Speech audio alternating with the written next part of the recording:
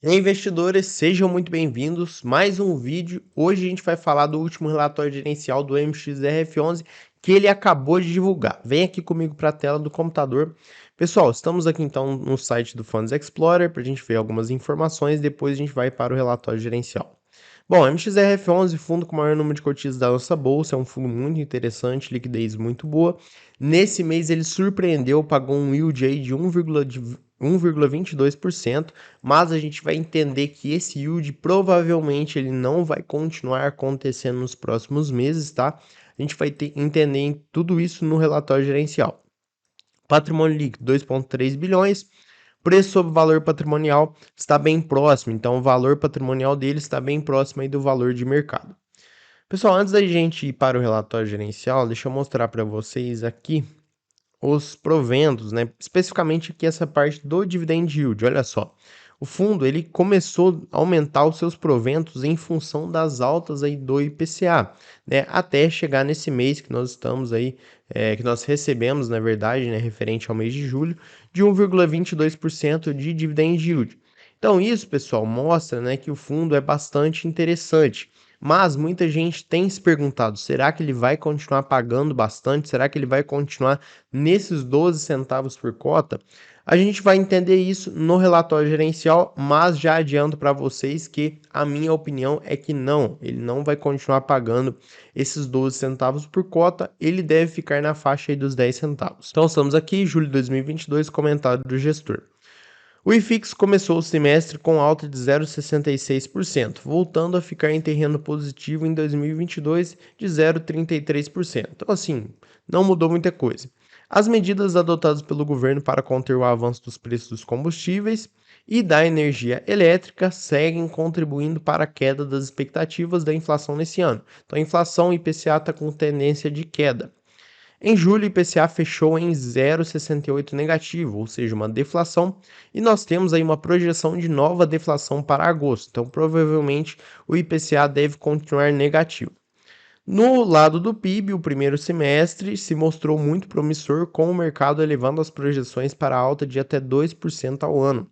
Só que é muito interessante, né, pessoal? O PIB crescendo, a inflação caindo, isso é bom para todos nós, seja você investidor ou não, tá certo? Já com o fato subsequente, no início do ano, o Comitê de Política Monetária optou por uma nova elevação de 50 pontos percentuais na taxa Selic, chegando a 13,75% ao ano. E eu acredito, pessoal, aqui está até falando, né, com a ata indicando um possível aumento para a próxima reunião. Eu acredito que a taxa Selic ela vai subir mais um pouquinho aí na casa de 14, 14,5% ao ano, mas ela não vai passar disso, tá? Minha opinião, claro, né? Mas com as projeções de IPCA caindo, não tem por que a Selic continuar subindo. Então eu acredito que também a Selic vai continuar caindo, isso é muito bom. A bolsa deve ter um movimento reverso, né, em relação à taxa Selic. Bom, no cenário externo, né, pessoal, tá falando aqui que a inflação tá subindo também, então isso aqui a gente sabe que está acontecendo no mundo inteiro. Mais uma vez, destacamos o elevado crescimento do fundo, né, em relação à base de cotistas, 590 mil cotistas, então assim, o fundo segue sendo o maior número de cotistas, o maior em número de cotistas da nossa Bolsa de Valores. No book de CRIs, a gestão seguiu com a estratégia de reciclagem, então ele adquiriu aí 48 milhões de CRIs, e no book de FIIs, o fundo investiu um total de 6,6 milhões em 3 fundos imobiliários. No book de permutas, isso aqui é a chave do MXRF11, tá, pessoal? Em permutas financeiras, o destaque foi o desenvolvimento no projeto Perdizes 3, sendo mais um investimento de sucesso dentro do portfólio do Maxi Renda. Legal. O fundo visa a alocação de 80% do patrimônio em CRIs, beleza? Ele pode ter até 20% do patrimônio em permutas financeiras, o que dá uma certa rentabilidade maior para o fundo, isso é muito bom. Com o nível atual de juros e inflação da economia brasileira, aliado aos cenários de maior volatilidade local e global, a gestão entende que os portfólios de maior risco estão melhor posicionados para atravessar o cenário atual e com retorno ao investidor ainda bastante interessante. Isso aqui é muito interessante, pessoal, porque assim, a gente vai ver daqui a pouco que o fundo, apesar do cenário de deflação, o fundo ele tem sim formas de se sustentar, forma de sustentar o seu rendimento aí até a gente ter uma inflação, vamos dizer assim, mais controlada. Então, os rendimentos auferidos segundo o regime de caixa, é importante destacar isso aqui, foram de 13 centavos por cota. Nesse mês ele surpreendeu, totalizando 29 milhões, né, 29,78 milhões. As operações de permuta distribuíram no mês 10 milhões, né, quase 11 milhões, e no book de CRIs o resultado do caixa foi de 17, o resultado do caixa no fundo foi 17,81 milhões. No book de fundos, o resultado foi de 2,78 milhões e a gente vai ver daqui a pouco os maiores detalhes. Pessoal, é o seguinte, né? O fundo, em relação a essas permutas financeiras, vira e mexe o fundo surpreende, porque essas permutas, vira e mexe, né? Elas geram um resultado muito bom para o fundo. Então eu particularmente gosto bastante do MXRF11, lembrando sempre que não é uma recomendação para você investir, você tem que estudar e entender os riscos. Bom, vamos ver aqui, por fim, como antecipado na call trimestral aí dos resultados, caso você queira dar uma olhada nesse relatório, clica aqui que você vai direto para a call trimestral aí dos resultados do segundo trimestre. Em virtude do regime de caixa, seguido pelo MXRF11 e dos meses de inflação alta, o fundo possui uma reserva acumulada de correção monetária. Então, nós tivemos aí um período muito interessante que os fundos receberam bastante por conta da alta do IPCA. Agora, com essa queda, né, tendência de queda do IPCA, o fundo o MXRF11, eu acho que ele fez uma coisa muito interessante que eu particularmente gosto bastante, que é uma reserva da correção monetária. Isso possibilita, né, lembrando que essa reserva aqui é de 20 centavos por cota. Isso possibilita, né, que o fundo ele fique confortável para atravessar esse período de deflação sem impacto significativo nas distribuições. Então, o fundo poderia muito bem pegar toda essa correção monetária e distribuir. Só que isso geraria para o fundo, né, ele já sabendo que nós iríamos ter uma deflação, geraria para o fundo uma discrepância nos rendimentos. Então, um mês ele ia distribuir 15, 20 centavos por cota, no outro mês ia distribuir 8, 7 centavos. Então, é melhor o fundo manter a constância, ficar na casa aí de 10, 11, 12 centavos, do que distribuir muito, depois distribuir pouco. Isso gera uma certa instabilidade para o fundo. Claro, né, que isso é uma opinião pessoal minha. Aqui a gente pode ver o fluxo financeiro, pessoal. Aqui no mês de julho, o fundo teve uma receita de 31 milhões, teve uma receita de permuta interessante, né, de quase 11 milhões, que a gente já viu, receita de CRI 17 milhões e aqui estão as despesas. Uma coisa que eu acho que o fundo poderia fazer é colocar esse fluxo financeiro aqui em comparação com outros meses, né, com meses anteriores. Ele não coloca, aqui a gente pode ver julho, depois segundo semestre de 2022, 2022 e os últimos 12 meses. Então seria interessante para a gente poder fazer a comparação com outros meses, né, com meses anteriores. Mas é isso, pessoal. O rendimento distribuído foi esse, o que gerou aí um resultado de 12 centavos por cota. Bom, a evolução do valor de mercado, deixa eu pesquisar aqui, ó, MXRF11.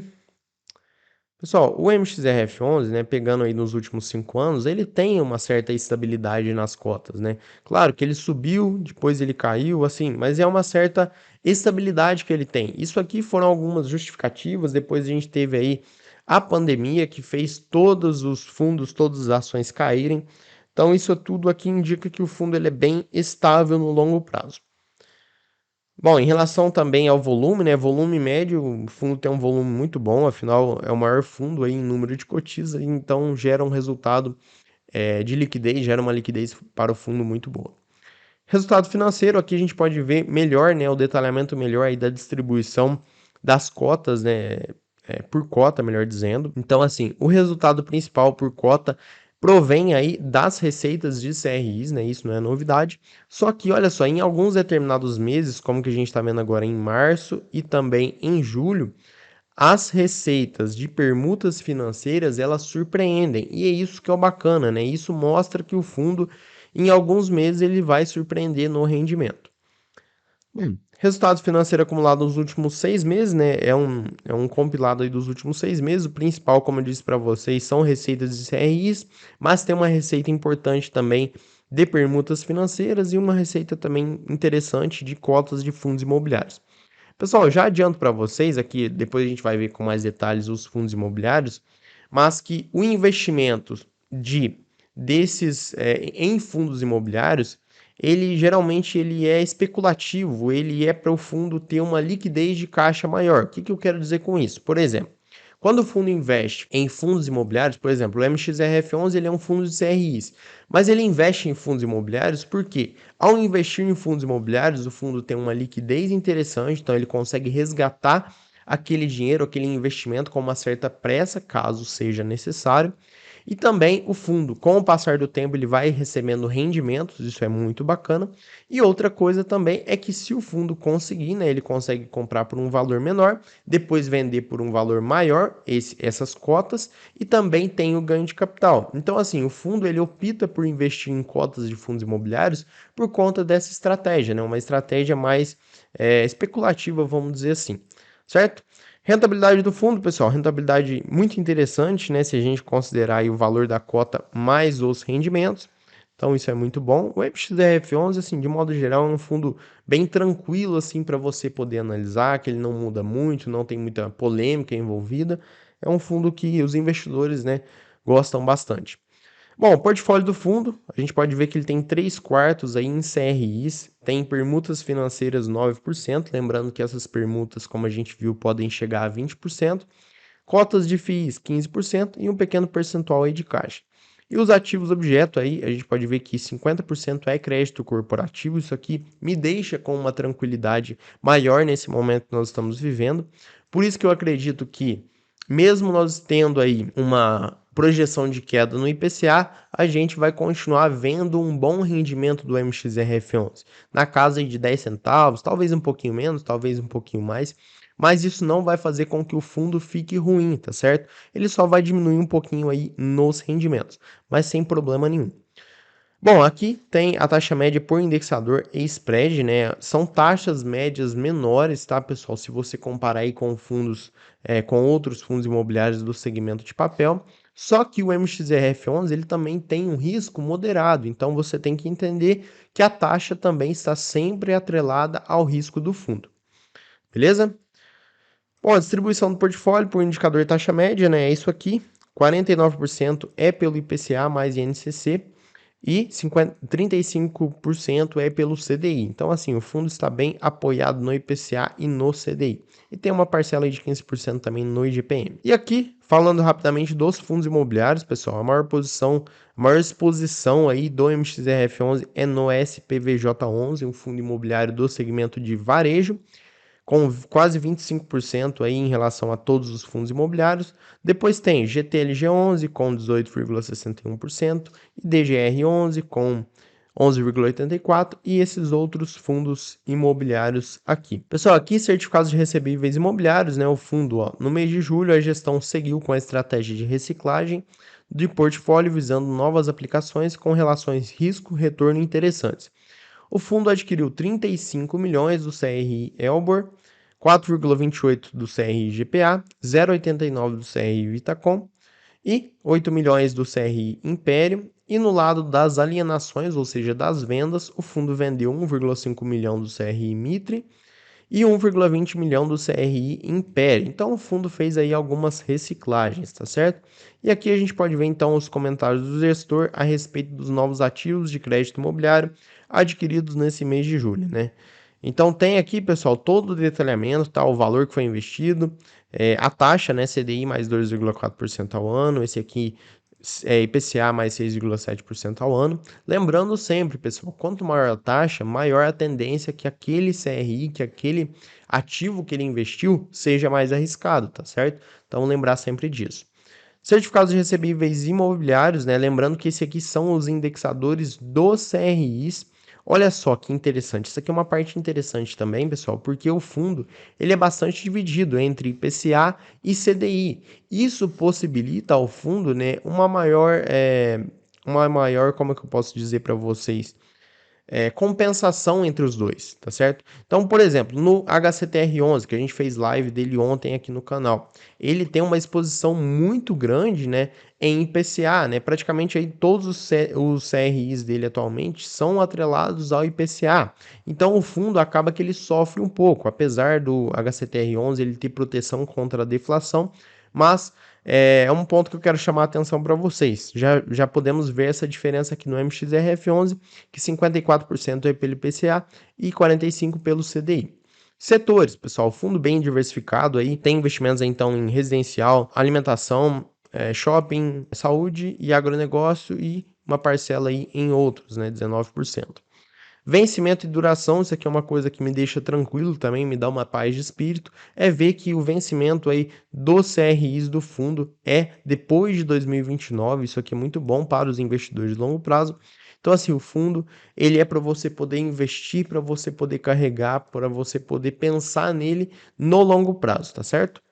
Bom, em relação aos CRIs mesmo, né, evidenciam-se os status dos CRIs com histórico recente de eventos que já influenciaram os fluxos de pagamento dos papéis previstos nas aquisições dos títulos, dados que esses papéis não geram caixa para o fundo há algum tempo. Só que, o que acontece? A soma dos ativos abaixo representa 0,6 do patrimônio líquido do fundo. Então, assim, por representar um percentual muito pequeno, pessoal, a gente não vai ficar falando aqui no vídeo, tá certo? Caso você queira, lembrando, aqui a gente está passando de uma forma rápida pelos principais pontos, mas baixe o relatório e dá uma olhada melhor. Composição da carteira, olha só, o fundo ele tem uma composição interessante aí na sua carteira. O percentual do patrimônio do fundo não excede aí 5% por cada ativo, né? Então isso é muito bom. Eu vejo que isso diminui bastante o risco do fundo imobiliário de modo geral. Então é isso, assim, tem que olhar certinho, né, em relação a cada um desses ativos, a securitizadora, a questão aí também da duração, como a gente viu, a duração aí é depois de 2029, isso é muito importante. Percentual aí do patrimônio líquido, isso também é importante a gente tentar reduzir ao máximo, né, ver quais fundos têm menor exposição em cada ativo, tá certo? E também aqui a questão dos indexadores e taxa de emissão é importante.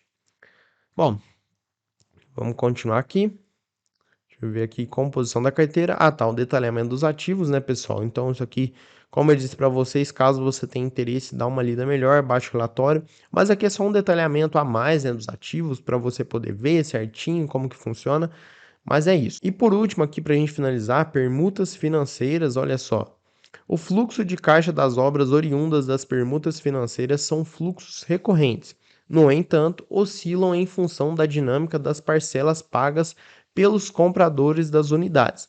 Mesmo que não sejam uniformes e mensais, como a maioria dos CRIs, tais fluxos não devem ser enquadrados como esporádicos ou não recorrentes. Como ganho de capital, apenas seguem a dinâmica natural dos pagamentos pelos mutuários em empreendimentos de incorporações residenciais, uma vez que o fundo segue o regime de caixa para a distribuição dos seus rendimentos. Então aqui, pessoal, é o seguinte, ó, a gente tem esse gráfico aqui e eu vou explicar para vocês como funcionam as permutas financeiras, né? O fundo muitas vezes tem esses investimentos, né? Faz o investimento aí nas permutas financeiras e ele precisa esperar um tempo para elas poderem maturar e depois distribuir esses rendimentos. E como o fundo mesmo disse aqui, ele segue o regime de caixa para a distribuição, então ele tem que receber primeiro para depois fazer a distribuição. Pessoal, mas é isso em relação ao MXRF11, é um fundo tranquilo para você poder analisar, é um fundo que não tem muitas novidades.